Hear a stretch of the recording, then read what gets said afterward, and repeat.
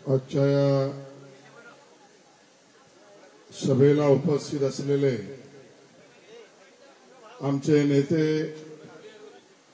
सन्माननीय माजी खासदार, जनसेवक गोपाळ शेट्टीजी, ज्यांनी या लढ्यामध्ये पद, प्रतिष्ठा आणि एका मुवमेंटला तर प्राण, या पद प्रतिष्ठा प्राणाची पर्वा न करता आपल्या सगळ्यांबरोबर उभे राहणारे माजी खासदार गोपाळ शेट्टी साहेब, ज्यांनी या आपल्या सगळ्यांच्या घरासाठी आणि वन जमिनीवरील सर्व नागरिक बंधू भगिनी जणू काही माझ्या परिवाराचेच आहेत अशी भूमिका सातत्याने विधान परिषदेत आणि कालच्या डीपीडीसी मध्ये सुद्धा प्रस्ताव मांडून समदुःखी तुमच्या बरोबर स्वतःला समजून ज्यांनी लढा देण्याची भूमिका घेतली ते आमचे आमदार नेते प्रवीण दरेकरजी, या ठिकाणी उपस्थित या विभागातील सन्माननीय आमदार जे सातत्याने माझ्याशी दूरध्वनीवरून तेव्हाही आणि काल सुद्धा आजारी असताना सतत या विषयावर संपर्कात आहेत, पाठपुरावा करत आहेत, असे आपले आमदार, आमचे महायुतीचे आमदार प्रकाश सुर्वे यांचे सुपुत्र राजप्रकाश सुर्वे, उपस्थित आमचे जिल्हाध्यक्ष बाळा तावडेजी, याच विभागात सातत्याने काम करणारे फिरणारे सहकारी माजी जिल्हाध्यक्ष गणेश खटकरजी, आपल्या सगळ्यांबरोबर सुखदुःखात नेहमी असणारे प्रकाश दरेकरजी, महायुतीचे आमचे मित्र आरपीआयचे रमेश गायकवाडजी, युनुस खानजी, बाळकृष्ण ब्रीद, अमित उत्तेकरजी, निकेश तळेकरजी, सागर भालगेरेजी, प्रकाश तोत्रेजी, मोतीबाई देसाई, कमला राजपुरोहित, शिवकुमारजी, प्रवीण शहाजी, कमलेश यादवजी, जगदीश ओझाजी, जितेंद्र पटेलजी, राकेश जयस्वालजी, उमेश यादवजी, संजीव गोरेजी, किशोर चांदेजी, दिलीप सिंग साहेब, बाबाजी चौहान, धनराज पटेल, अशोक मौर्य, विकास सकपाळ आणि हा ठिकाणी उपस्थित या चिठ्ठीत गणेश खटकर ज्यांचं नाव लिहिलं नाही पण माझे मित्र आमदार संजय उपाध्यायजी आणि उपस्थित सर्व बंधू भगिनी, आपणा सगळ्यांसमोर आज या ठिकाणी आम्ही सगळे जे आलो आहोत, सुरुवातीलाच मला स्पष्ट करायचं आहे की केवळ राजकीय अभिनिवेश, राजकीय स्पर्धा, राजकीय फायदा, निवडणुकीचं मतदान या एवढ्याच स्वार्थी कामासाठी आलेलो नाही. आम्ही सगळे या ठिकाणी आलो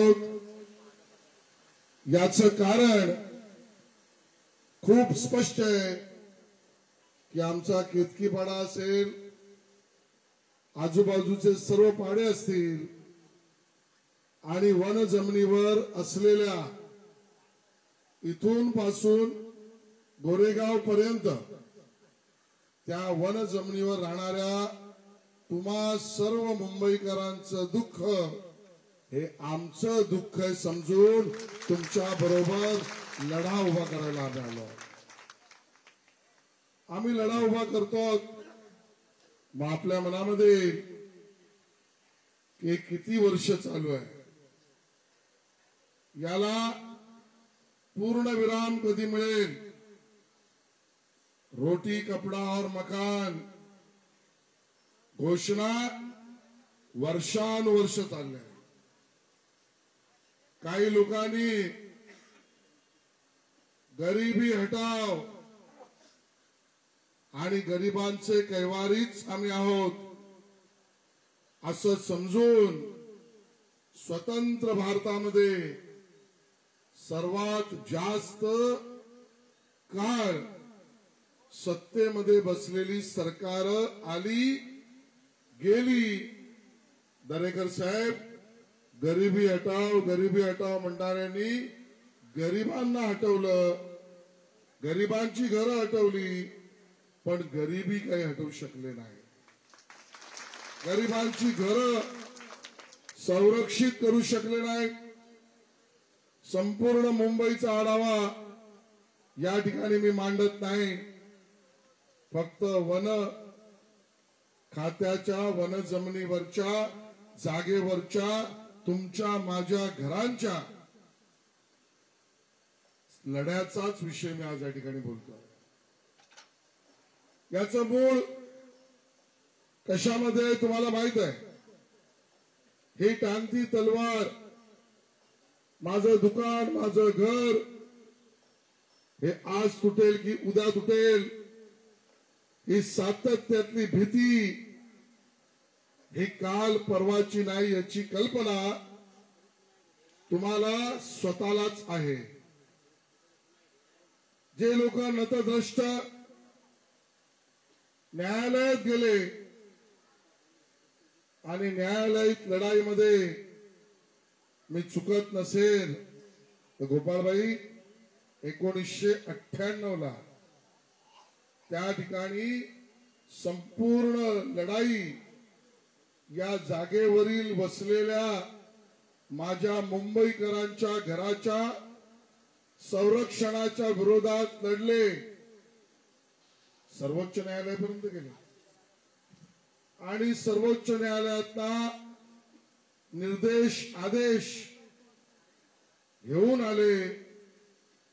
खर तर त्यानंतर म्हणजे 99 आमचं सरकार होतं, त्यानंतर ज्यांनी त्या सर्वोच्च न्यायालयाच्या आदेश आणि निर्देशाचा नीट अभ्यास करायला पाहिजे होता, ते सरकारमध्ये तत्कालीन लोक का करू शकले नाहीत? माझ्या मनात दरेकरची त्याची पीडा आहे. संपूर्ण आदेश मी पण वाचलेत आणि इथे मोठ्या प्रमाणात मला दिसत आहेत. वन खात्याचे संरक्षक अधिकारी आहेत, मुद्दामून रेकॉर्ड सुद्धा करतायत माझं भाषण. काही अधिकारी सुद्धा रेकॉर्ड करतायत. मला याची पूर्ण कल्पना आहे. मी महाराष्ट्र शासनाचा प्रतिनिधी, मंत्री, आमदार, पालकमंत्री म्हणून बोलतोय. बिना कायद्याचं काहीच बोलत नाही. या संपूर्ण वन खात्यावरील असलेल्या घरांच्या संरक्षणाच्या विरोधात भूमिका घेणारे हे मानवता विरोधी आहेत, हे मी स्पष्टपणे त्या ठिकाणी मध्ये कोणी असोत, आमचे अधिकारी असोत, विरोधक असोत किंवा काही लोक इकड तिकडचे असोत, सर्वोच्च न्यायालयाचा आदेश सुद्धा 100% आपल्या विरोधात होता असं मी मानत नाही. घराला घर द्या, प्रत्येकाचा सर्वे करा, प्रत्येकाला संरक्षण राज्य सरकारच्या वतीने द्या, याला अभिप्रेत सुद्धा सर्वोच्च न्यायालयाचे दरेकरचे आदेश आहे. पण अभ्यास करायचा नाही. गरीबाला स्वाभाविकता स्वतःचं पोट बघायचं की कायद्याचा अभ्यास करायचा. या लढाईत माझा गरीब मुंबईकर नेहमीच पोटाच्या लढाई समोर झुकतो आणि मग ज्ञान विज्ञानाच्या लढाईचा त्याला वेळच उरत नाही, याचा गैरफायदा घ्यायचा हे षडयंत्र तुमच्या बाबतीत सुद्धा केलं गेलेलं आहे. आणि म्हणून मला गोपाळबाईंचं अभिनंदन करायचंय. खर तर गोपाळबाई मान्य करायला लागेल, किमान माझ्या पुरता तरी, मीही यातलं ज्ञान, अभ्यास, कल्पना, भूमिका, तुम्ही जर हा विषय इथे मांडला नसता आणि आमच्यापर्यंत आणला नसता तर आम्ही सुद्धा अज्ञानीच राहिलो असतो. आणि म्हणून तुमचा त्या ठिकाणी धन्यवाद. आज त्या सगळ्या पूर्वीच्या घटना मी मांडत नाही. ज्यावेळेला हा विषय समोर आला मला असं वाटलं, सुर्वेजी, की हा पट्टा पूर्णपणे या दहिसर पासून मालाड गोरेगाव पर्यंत सुद्धा आहे. 80,000च्या वर जास्त मुंबईकर या इथे झोपडपट्टीत राहतोय. सर्वात पहिलं तर हे समजून घ्यावं लागेल, झोपडपट्टीत किंवा वन विभागाच्या जागेतील झोपडपट्टीत आम्ही अगर राहत असू तर दुर्दैवाने आम्हाला दुसरा पर्याय नाही म्हणून राहतो. आमच्याकडे पैका आणि पर्याय असता तर आम्ही सुद्धा आलिशान घरात राहायला गेलो असतो, इथे रखडत या झोपडपट्टीत बसलो नसतो. आणि म्हणून ही नैसर्गिक आमची गरज आहे आणि त्या नैसर्गिक गरजेमध्ये अजून एक भूमिका सुद्धा प्रशासनाने लक्षात घेतली पाहिजे. आणि म्हणून आम्ही एक बैठक लावली. प्रवीणजी,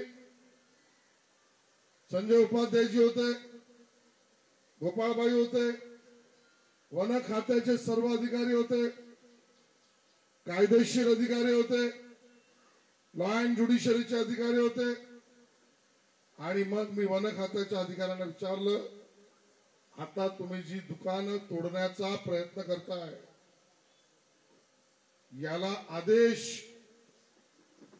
हा कंटेम्प्ट ऑफ कोर्ट मधल्या तुम्ही दाखल केलेल्या त्या ठिकाणच्या अफिडेव्हिट मधला आहे, पण त्या अगोदर चीफ सेक्रेटरीची कमिटी आहे.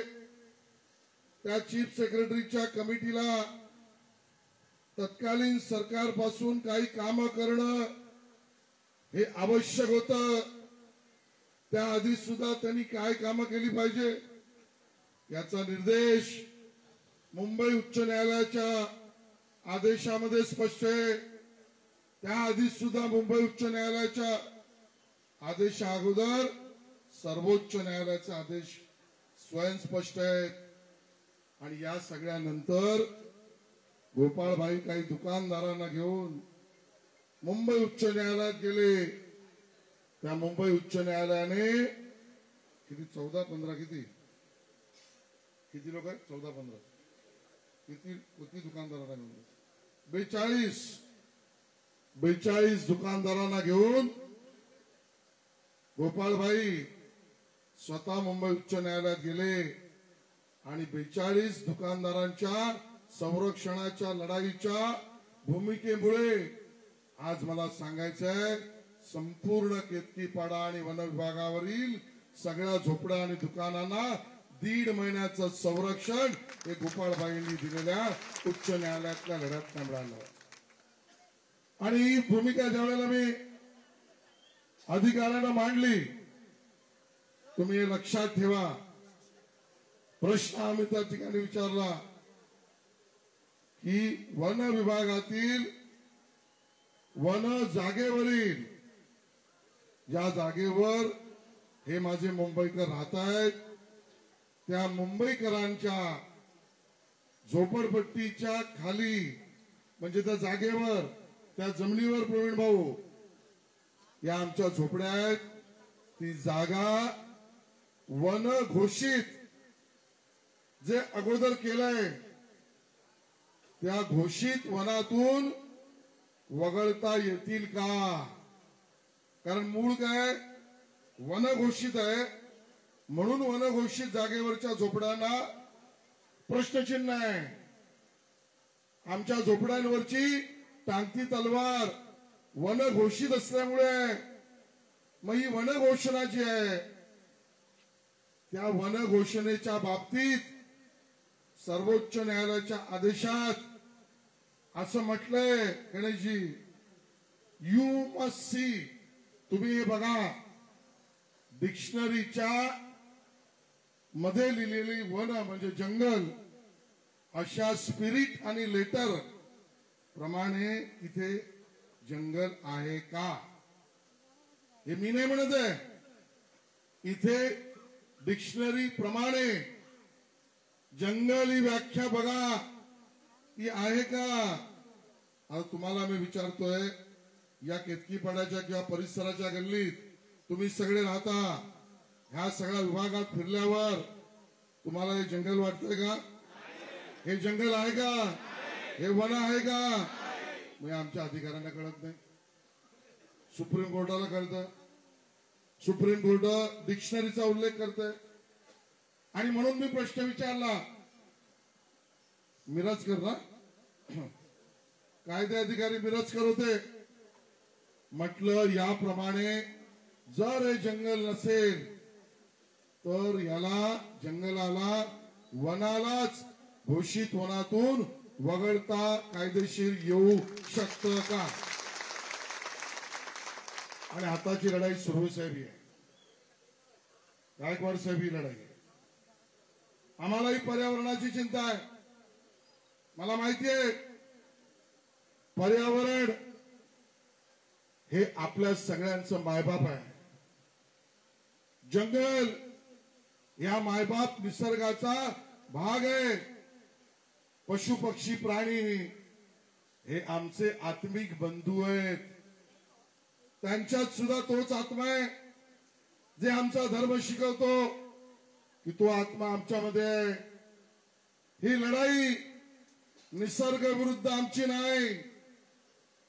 हे युद्ध प्राणी पशु पक्षी विरुद्ध मानव नाही.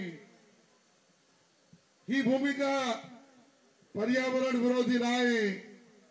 ही भूमिका आमच्या जगण्याची आहे. ही भूमिका या आम्हाला कायदेशीर परमपूज्य डॉक्टर बाबासाहेब आंबेडकरांनी निर्माण केलेल्या संविधानातल्या घराची आहे. म्हणून वळण देऊ नका, विरोधी भूमिका मांडू नका. तू यहां वहां की बात न कर, काम धंधे की मेरे साथ बात कर, हे मी त्या अधिकाऱ्यांना सांगितलं. म्हटलं वगळू शकतो का सांगा. अधिकारी चापचपले हो मला, हे असा कसा प्रश्न आहे. म्हटलं प्रश्न सरळ आहे, पुढचं पुढे बघू, पहिला इथे पाया तर भरू. हा पाया भरणं आवश्यक आहे. त्या आमच्या वन विभागातले अधिकारी एकमेकाची तोंड पाहत होती, पण मी त्या मिरजकरांच्या प्रामाणिकतेला सलाम करीन. ते म्हणाले राज्य सरकारला या पद्धतीची भूमिका घ्यायला ना न्यायालयाने थांबवलंय ना सर्वोच्च न्यायालयाने थांबवलंय. ही भूमिका घेऊ शकते. हा, ही भूमिका सर्वोच्च न्यायालयाला टिकू शकेल की नाही हे पुढचं युद्ध आहे. सर्वोच्च न्यायालयाला जाण्याआधी केंद्र सरकारच्या विविध नियमावलीला पार करावं लागेल. हे सत्य आहे. पण ही सत्यतेची आणि पुढच्या न्यायालयाच्या लढाईला पाया जर आपल्या भूमिकेचाच नसेल तर हे होऊच शकणार नाही. आणि म्हणून जे आजपर्यंत कोणी केलं नाही, आणि इथे मला राजकीय वाक्य सुर्वेजी दरेकरजी वापरावंच लागेल की जे ही मुंबई कोणाची आणि मुंबईचा वाली कोण. वाली कोण तुम्ही म्हणाला, पण मुंबई कोणाची ते म्हणाले जे घरात बसून माझे कुटुंब माझी जबाबदारी याच्या पलीकडे कधीच गेले नाहीत, त्या लोकांनी सुद्धा ही भूमिका घेतली नाही. मग मला जे धाडस प्रवीण दरेकरांनी केलं याचं जाहीर कौतुक करायचं आहे. कारण कायदेशीर लोक तुमच्या विरोधात बोलूच शकतात, पर्यावरणवादी तुमच्यावर कुदूच शकतात, पण तरी दरेकरांनी भूमिका घेतली, ठराव मांडला. संजय उपाध्याय बोरवलीचे आमदार त्यांनी या ठरावाला समर्थन दिलं. आमचे महायुतीचे सर्व आमदार, प्रकाश सुर्वे आजारी असल्यामुळे नव्हते, पण त्यांचंही समर्थन आहे. आणि सर्व पक्षीय लोकांना मी तर म्हणेन, हे तुमच्या आग्रहामुळे पर्यायच राहिला नाही. आणि म्हणून जिल्हा नियोजनामध्ये या 80,000च्या वर वन जागेवरील तुमच्या झोपड्या आणि घरांच्या असलेल्या जागेला वन विभागातून अघोषित किंवा वगळण्यासाठीचा प्रस्तावाचा ठराव मांडला. तो मंजूर सुद्धा झाला. पहिली कायदेशीर लढाई ही सरकारी भूमिकेत घेतली. तुम्ही समजून घ्या. मलाही कल्पना आहे आज प्रश्न संपलाय हे मी म्हणत नाहीये. आज तुमच्या माझ्या हक्काच्या घराच्या संरक्षणाच्या लढाईचा पायाभरणी झाली आहे. इमारत सुद्धा इथेच उभी राहिली, तोपर्यंत आम्ही मागे हटणार नाही. त्यात बरेच टप्पे पार करायचे आहेत. दुसरी मला भूमिका मांडायची आहे ते धन्यवाद महाराष्ट्राचे मुख्यमंत्री माननीय देवेंद्र फडणवीस साहेबांचे द्यायचे. फडणवीस साहेबांकडे मी, गोपालभाई, प्रवीणजी, संजयजी, आमचे महायुतीचे सर्व लोक, आम्ही सगळे गेलो. खरं तर मला याची कल्पना होती, प्रवीण भाऊ, अधिकारी जाऊन मुख्यमंत्री असतील, एकनाथ शिंदेजी उपमुख्यमंत्री असतील, आमचे अजितदादा पवार उपमुख्यमंत्री असतील, यांना जाऊन नक्कीच सांगतील, साहेब सर्वोच्च न्यायालयाच्या विरोधात नको, साहेब पर्यावरणवाद्यांच्या विरोधात नको, साहेब आपल्याला कोर्टाचे ताशेरे नको. आणि कुठलाही मुख्यमंत्री उपमुख्यमंत्री या ताशेऱ्यांबद्दल चिंता करणं स्वाभाविकपण आहे. पण मला या ठिकाणी मुद्दा म्हणून सांगायचं आहे, सह्याद्रीवर आपण प्रवीण भाऊ भेटलो आणि मुख्यमंत्री महोदयांनी 1.5 मिनिटं पण घेतली नाहीत, 1 मिनिटात सांगितलं, होय हे टिकलं पाहिजे. वन अघोषित करणं केंद्रासमोर आणि सर्वोच्च न्यायालयासमोर म्हणून आपल्या जिल्हा नियोजन मध्ये जो ठराव मंजूर झालाय त्यात आपण ही भूमिका घेऊया की इथलाच आवश्यक असलेला काही भाग वन विभागातून अघोषित करून संपूर्ण, लक्षात घ्या, संपूर्ण दहिसर पासून मालाड गोरेगाव पर्यंतच्या पात्र मुंबई धारकांना याच ठिकाणी पुनर्वसित करण्याचा भाग आपण अघोषित करूया. अरे याला म्हणतात धाडस. मला राजकीय भाषण करायचं नाही, पण मला विचारायचं आहे, मर्दांचा मी पक्ष आहे, मर्दांचा मी पक्ष आहे, मी मर्द आहे म्हणणारे उद्धवजी, मर्दाची भूमिका या घरवाल्यांसाठी घेतली ती देवेंद्र फडणवीस, ती आमच्या महायुतीची आहे, ती आमच्या मंचावरच्या लोकांची आहे. आता पुढचा टप्पा आम्ही घेतला आहे की आता तो प्रस्ताव मला वन विभागाचा पण वनमंत्र्यांचा धन्यवाद पण द्यायचा आहे, ज्याचा उल्लेख तुम्ही केलात प्रवीण भाऊ, की गणेश नाईक साहेबांनी सुद्धा तीच सकारात्मक भूमिका मांडली. आणि आता या वन संपूर्ण जागेला घोषित करण्याचा जो जिल्हा नियोजनचा प्रस्ताव, त्यावर राज्य सरकार आम्हाला इथेच पुनर्विकसित आवश्यक जागेचा प्रस्ताव वन घोषित करून त्याची योजना करण्याच्या दुसऱ्या टप्प्यात गेलाय. तोही विजय तुमचाच होईल हे आज मला त्या ठिकाणी सांगायचं आहे. पुढच्या अजून टप्प्यात कल्पना आहे मला, कारण उद्या गिधाड आणि गरुड फिरायला सुरुवात होते. तुमचा माती भडकवण्याचं काम सुरू करतील म्हणून तेही स्पष्ट सांगले पाहिजे की आम्हाला केंद्र सरकारचे बरेच टप्पे 2-3 पूर्ण करायचे आहेत. त्यातला एक तर गोपाळबाईंनी सोपा केलेला आहे. ते खासदार असताना त्यांनी तर लेखी उत्तर त्या ठिकाणी केंद्रीय वनमंत्र्यांचं अगोदरच मिळवलंय आणि केंद्रातला तो टप्पा पार करायला आता आम्हाला अडचण वाटत नाही. कारण तुम्ही आताचे आमचे खासदार पियुष गोयल जे केंद्रीय मंत्री आहेत त्यांना तुम्हीच आशीर्वाद दिलाय. त्यामुळे काम सोपं होऊ शकतंय. मग सर्वोच्च न्यायालयासमोर जायचंय. आणि बघा, ज्या वेळेला सामान्य गरिबाची प्रामाणिक लढाई मानवतावादी दृष्टिकोनातून केली जाते त्यावेळेला परमेश्वरी कृपा सुद्धा लढणाऱ्या लोकांच्या आणि गरिबाच्या बाजूने उभी राहते. त्याचे संकेत मिळतात.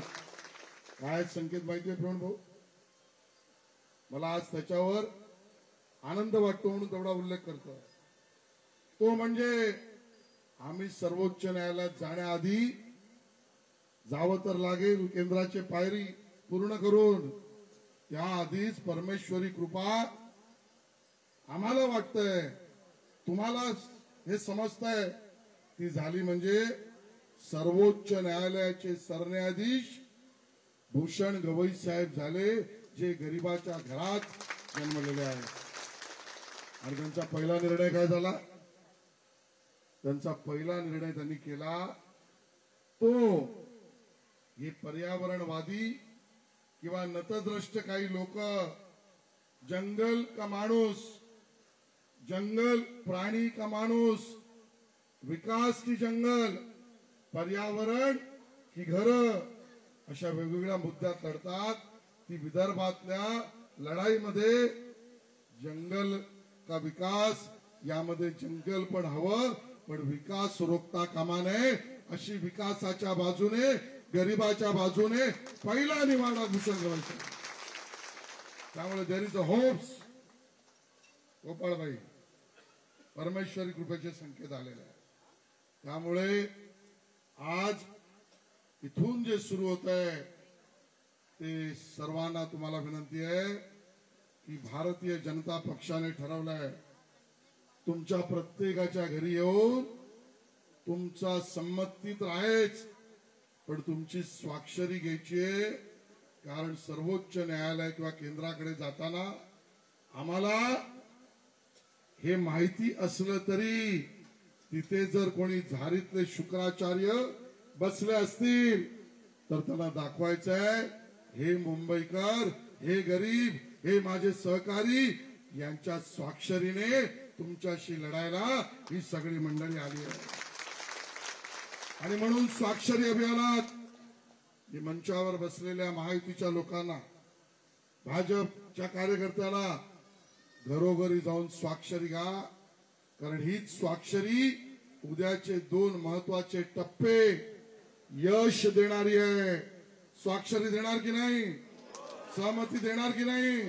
तुमचा साथ आहे की नाही? आणि म्हणून आजची बैठक आहे. मित्रांनो, ज्यांना विरोध करायचा त्यांना करू द्या, ज्यांना खोटं बोलायचंय त्यांना बोलू द्या, ज्यांना तुम्हाला सत्यापासून दूर करायचंय त्यांना करू द्या. पण ती मंडळी कोण आहेत लक्षात घ्या. ती मंडळी तीच आहेत जी आजही धारावीतल्या गरीबाला त्याचं घर मुंबईतच आणि काहींना तिथेच मिळण्याला विरोध करतात. धारावीच्या पुनर्विकसित घरांना योजनेला तीच लोक विरोध करतायत की जी लोक आज या वन विभागातील जागेवरच्या झोपड्यांच्या संरक्षणाच्या बाजूने भूमिका घेत नाहीये आणि म्हणून ती लोक कधीच यशस्वी होऊ शकत नाहीत.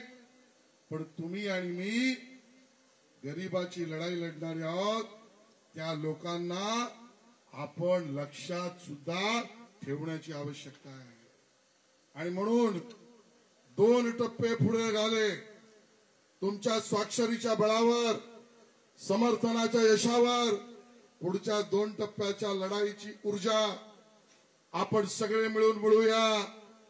तोपर्यंत या अधिकाऱ्यांनी 1.5 महिने तर नक्कीच आणि त्यापुढे सुद्धा आवश्यक मुख्यमंत्र्यांच्या बैठकीचा त्यावेळेला जो आदेश येईल त्यामुळे नक्कीच कोणाच्याही घराला हात लावता कामा नये ही भूमिका या ठिकाणी मांडतो.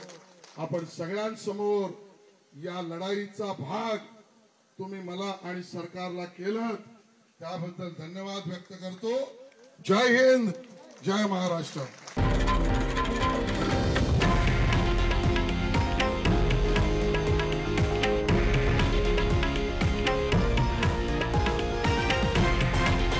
हे आहे देशातील नंबर 1 न्यूज नेटवर्क आणि आपण पाहत आहात TV9 मराठी, एकमेव.